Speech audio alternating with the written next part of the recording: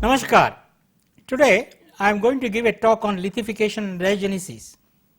The content of the topic is introduction, mineral composition of sedimentary rocks, process of lithification and diagenesis, and examples of lithification and diagenetic rocks, and finally conclusions.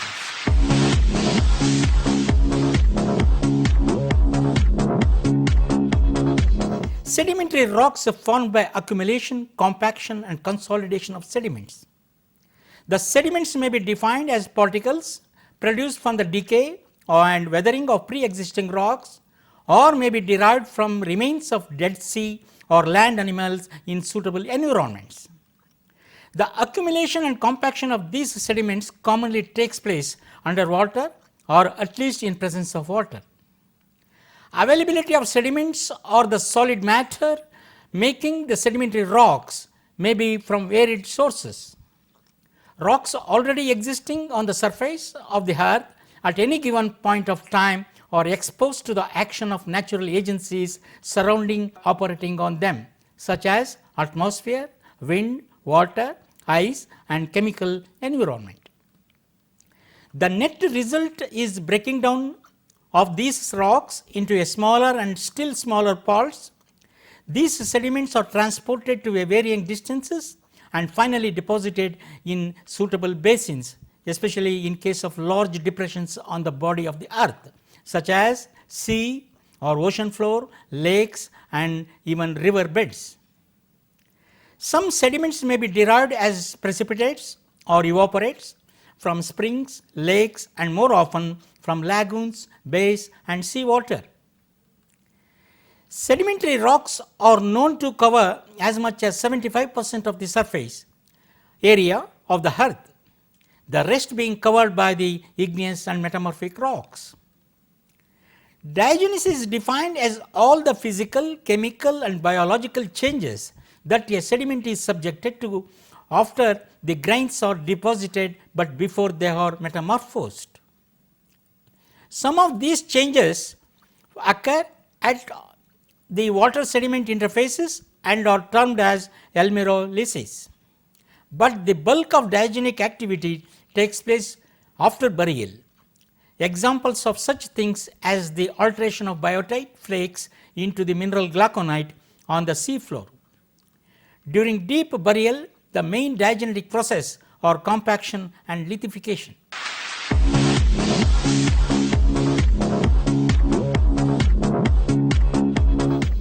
The minerals of sedimentary rocks fall into two classes. One is the insoluble residue of rock decomposition, and the second one is the comparatively durable minerals derived from pre-existing rocks. In the first class, the clay minerals such as kaolinite, halloysite, etc. Then the second group consists of the micaceous minerals including the hydromicas and chlorite.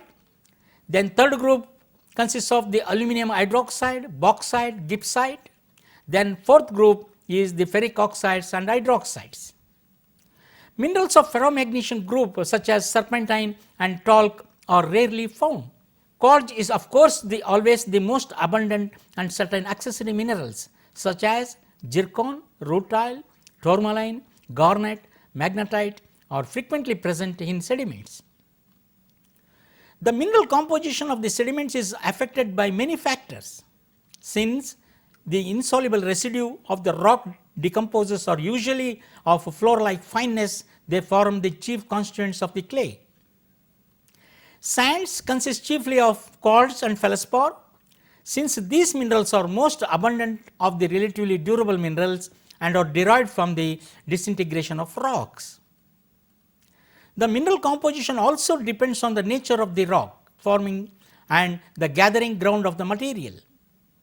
If the country rocks consist mainly of same mineralogically uniform rock such as quartzite or a granite poor in ferromagnesian minerals and accessory minerals, The composition of the sediment that resulting from its denudation will be simpler than that resulting from the lithologically, mineralogically heterogeneous regions. The duration and nature of the transport is also an important factor in determining the mineral composition. The constituents such as boulders, pebbles or mineral grains which have been formed elsewhere and have been brought into the sediment from outside are termed as allogenic, that is originating elsewhere. The constituents which have been formed within the sediments by subsequent changes are called orthogenic, that is nothing but formed in place or on spot.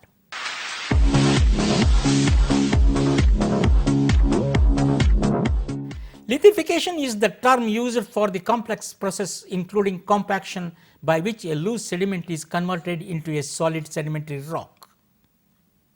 Whereas the Diagenesis, the term used for all the changes that sediment undergoes after the deposition and before the transition to metamorphism. Three important processes in Diagenesis which appear to operate more or less continuously up to the completion of the process by which the loose sediments is hardened to rock are collectively called lithification. Once this happens, continued erosion and the retransport of these sediments become much more difficult. There are three basic ways that lithification is accomplished. One is compaction, recrystallization and cementation. Number 1, compaction. It involves the close packing of the individual grains mainly by the elimination of pore space and expulsion of entrapped water. This is normally brought about by the weight of the overlying sediments. The amount of compaction of a freshly deposited sand depends on 5 factors. So, one is clay content, sorting, percentage of ductile fragments, angularity of the non-ductile grains and burial depth of tectonic stresses.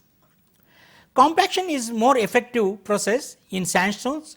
They contain abundant ductile lithic fragments such as schist, phyllite, slate, shale, mica flakes or fragments of floodplains and sea floor mud.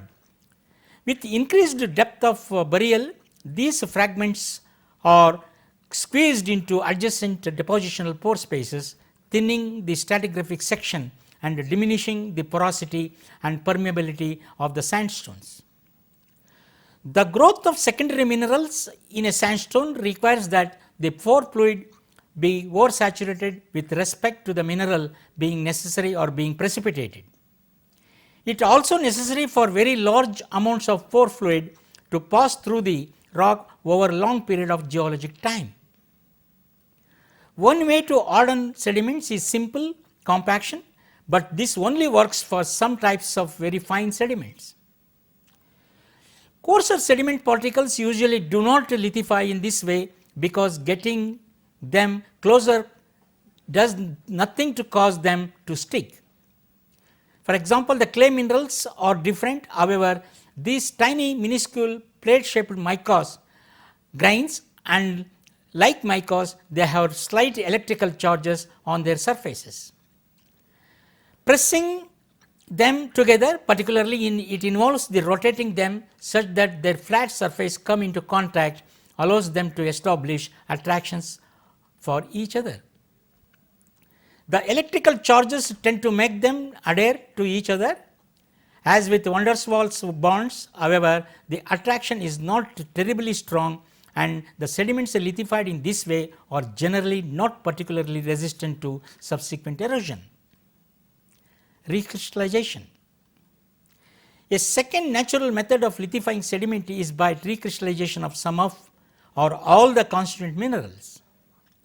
Limestones and other chemical sedimentary rocks are most susceptible to this process because their minerals are fairly easy to modify in surface environments.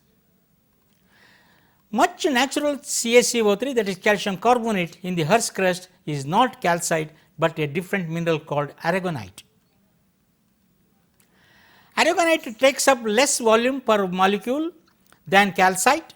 It is not really stable freshwater, so once the rainwater comes into contact with it, it changes into calcite.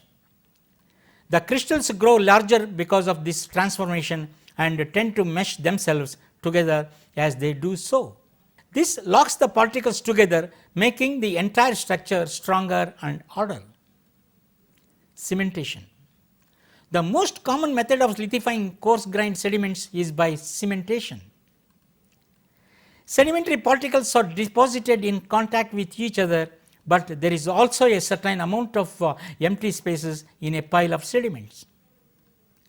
As water carrying dissolved ions fills in that empty space, the ions may crystallize a new mineral between the grains. In the process of growth, these newly forming crystals become enmeshed with each other, as we saw in recrystallization, and the result is once again a more cohesive order mass from the original loose sediments. Quartz cement is quite common in nature and tends to make the hardest of the rocks. Calcite hematite are also rather common, but not lithify the rocks as tightly. Halite and gypsum cements occur in some special environments, but they are poor cementing agents.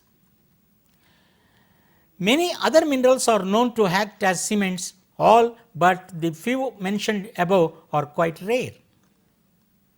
Many diagenetic changes are controlled by EH, that is oxidizing potential, and pH, either it may be acidity or alkalinity of the water.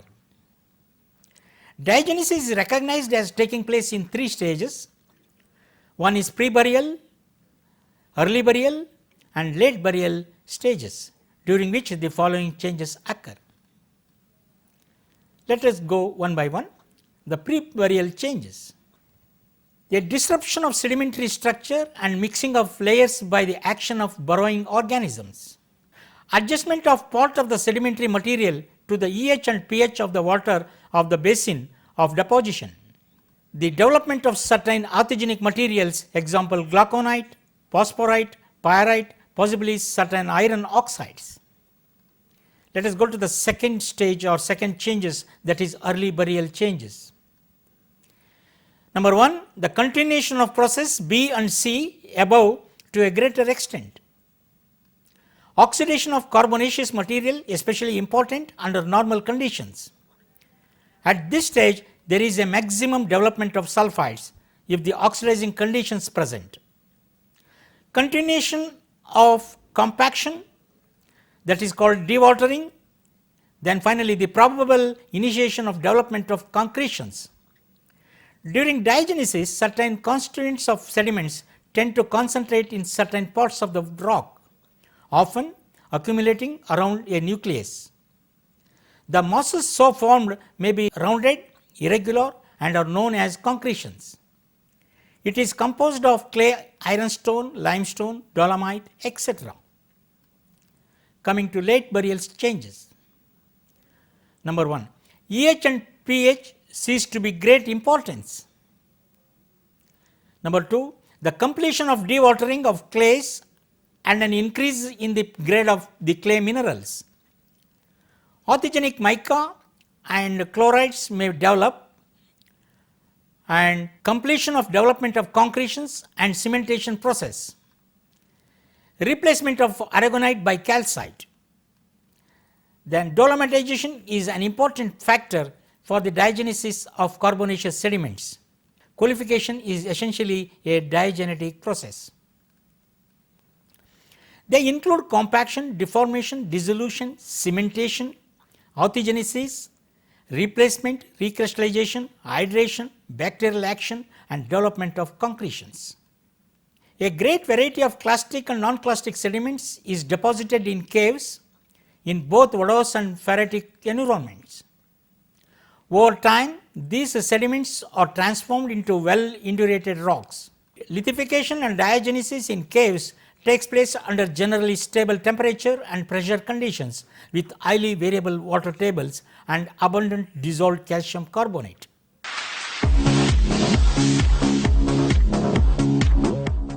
Lithification of siliciclastic rocks. The crucial element in lithification is close and intimate contact between adjacent grains. This close contact can come about by compaction alone, provided that at least some of the constituents of the sediments are deformable. If you go into the laboratory and try to lithify a pure quartz sand by squeezing it with a piston and arranging the squeezing so that the excess pore fluid can escape, you would fail. No matter how hard you squeeze, the sand stays loose. If, however, you include some soft rocks like fragments or interstitial mud, you would end up with at least a partly lithified material. It would not fall apart readily in your hands. To arrive at a more thoroughly lithified rocks, you would need more than just compaction, and you need cementation, where you by grain contacts are made more extensive by precipitation of Diagenesis mineral materials around the original grains of the sediment. You have seen that this come about in a variety of ways. One is the pressure solution, deposition of cement or recrystallization of these existing minerals, and constraints. Commonly, more than one of these processes is at work to lithify the sediments during burial. The study of diagenesis continues to be an active field of research in sedimentary geology. There are different types of diagenesis. Following are the different types of diagenesis can be studied. Diagenesis of fine grained sediments. The shallowest diagenetic zone is one of oxygenation. It is very thin air absent in deposited fine grained sediments in water. In continental environments, the ephemeral lakes on playas. However, the subaqueous mud deposition may be followed by long period of dehydration, while the muds remain above the water table. In such situation, organic matter may be oxidized and removed. Iron may be precipitated as limonite and then become dehydrated to hematite, that is called as red ferric oxide. The term limonite is a general term for mixture of hydrous ferric oxide and most commonly the mineral goethite, but also present, and they say that it is considered to be a red blood or red beds. Often hematite develops during initial burial forming deposits commonly referred to as red beds. Diagenesis of volcanic clastic sediments. Fine grained volcanic ash tends to undergo intense post depositional alteration producing bentonites. Bentonites are the mixtures of smectite and devitrified glasses. Then pagopite is produced during the alterations and rehydration of volcanic glass. Volcanic clastic sands may have good porosity if they are deposited on beaches or dunes. They lose porosity extremely and quickly, though, because of their unstable mineralogy. During shallow burial, they undergo hydration, leading to the formations of orthogenic carbonates, clays, and zeolite minerals, that is zeolites, class of hydrous aluminosilicate minerals. Thus, the volcanic clastic rocks are generally very poor quality aquifers or petroleum reservoirs. Sandstone diagenesis. Unlike in fine grained sediments in sandstone, the effect of physical compaction is subordinate to chemical cementation. Thus, the loss of porosity with depth is often not as predictable as it is in the case of fine grained sediments. The diagenetic history of sandstone is controlled principally by the chemistry of the pore fluids that have moved through its pore systems. The main factors that determine the mineral precipitation or solution are the chemistry of the sediments and the composition concentrations of EH and pH of the pore fluids. Although many reactions occur during sandstone's diagenesis, only few are a major importance in sandstone cementation and porosity evolution. Those that they control the precipitation of silica, carbonate and clay minerals. Limestone diagenesis. Limestones formed on carbonate platforms are particularly susceptible to drastic early diagenesis modifications. Marine carbonate sediments consist of metastable carbonate phases like aragonite and magnesium calcite. They are easily dissolved and recrystallized by fresh meteoric waters on mixtures of meteoric and marine waters. They are encountered in surface and shallow subsurface conditions because the carbonate platforms can be maintained near the sea level for extending periods. The possibility of freshwater flushing of the deep platforms with attendant massive diagenesis is significant. One of the major impacts of meteoric water diagenesis is the basic rearrangement of the calcium carbonate by dissolution of grains and the replacement of calcium carbonate as a cement in pore spaces. There is a tendency for primary porosity in carbonate sequences to be destroyed early by cementation with the subsequent generation of secondary porosity during the dissolution phase. This in strong contrast to quartz sandstones, which are almost unaffected during early burial stage. Because of the low solubility and stability of most of the grains under surface and near surface environments. Carbonates not extensively altered during early diagenesis are particularly susceptible to chemical process like grain to grain pressure solution. The role of diagenesis and hydrocarbon generations. When animal or plant matter is buried during sedimentation, the constituent organic molecules, that is lipids, proteins, carbohydrates and lignin and humic compounds, that breaks down due to the increase in temperature and pressure. This transformation occurs in the first few hundred meters of burial and results in the creation of two primary products, that is kerogens and bitumens. It is generally accepted that hydrocarbons are formed by the thermal alterations of these kerogens, that is the biogenic theory. In this way, given certain conditions which are largely temperature dependent, the kerogens will break down to form hydrocarbons through a chemical process known as cracking or catogenesis. Diagenesis has been divided based on hydrocarbon and coal genesis into eodiagenesis, that is early, and mesodiagenesis, that is middle, and telodiagenesis, that is late. During the early or eodiagenesis stage, shales lost pore water, little to no hydrocarbons are formed, and coal varies between lignite and subbituminous. During mesodiagenesis, that is middle stage, the dehydration of clay minerals occurs. The main development of oil genesis occurs at high to low volatile bituminous coals are formed. During telodiagenesis, that is third, organic matters undergo a cracking and a dry gas is produced, semi-anthracite coals are developed. Petrography of lithified cave sediments. Lithified cave sediments occur in paleocrust deposits, relict caves and caves without roofs. Lithification and diagenesis can transform the whole range of cave deposits into indurated rocks or indurated rocks which are formed.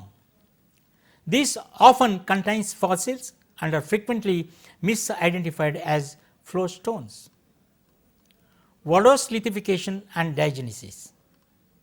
In vadose conditions, the crystalline deposits such as spelotherm undergoes a significant recrystallization involving extensive cannibalization of small crystals and loss of depositional texture. Primary cavities are frequently filled with druce, while secondary cavities may be formed and later filled with druces. Meniscus cement is deposited in coarse clastic sediments with stable grains such as sands, frost wedging, breccias and brown breccias. Vadose water seepage or odorous water seeping through a poorly sorted entrance faces, deposits will both spur and flush out some of the fines. This process can result in the palatal and calci like textures and may be continued over a significant period, replace much of the silt and clay within secondary spore. Then ferritic lithification and diagenesis. In case of ferritic conditions, the acicular cements are frequently deposited in cave clastics. These often undergo a neomorphic change to blocky spore. Marine carbonates, sands and muds deposited in caves flooded by the sea frequently resemble normal limestones.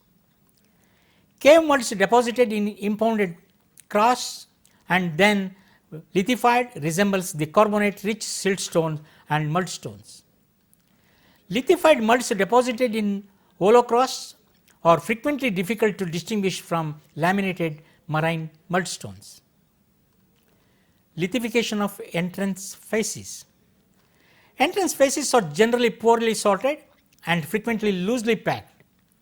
This loosely packing allows the odorous seepage water to percolate through the matrix and a deposit of complex range of cements including blocky spore, fibrous calcite and calci-like cements. Lithification of clastics. Lithified caved clastics resemble the sedimentary rocks deposited in familiar fluvial environments. They preserve a range of textures and sedimentary structures. The feature is so common to most but not all lithified cave clastics is the overwhelming the presence of carbonate cements.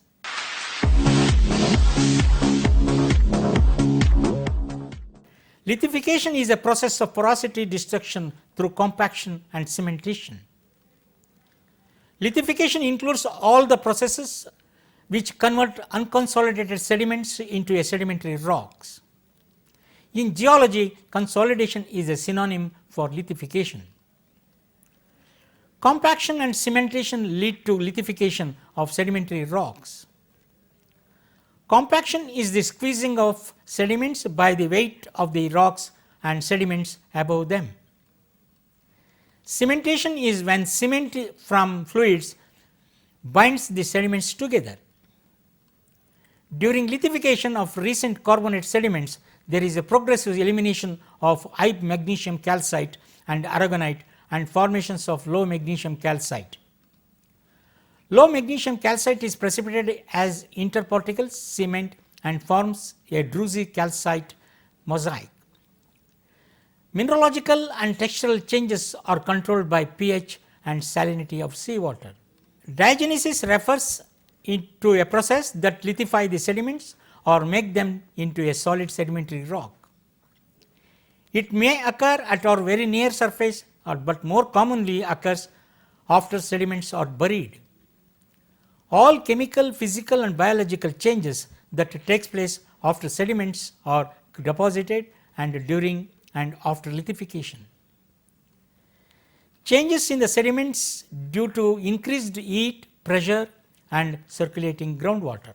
Diagenesis is usually understood to include the changes which sediments undergo during and following the deposition and preceding metamorphism.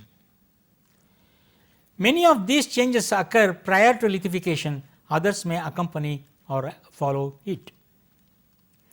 Deep in the earth, the pressure and the temperature are high and the sediments are compacted and chemically changed. Limestone, for instance, is a carbonate rock. The sediment that formed it came from the shells and skeletons of billions of planktons and corals. Thank you.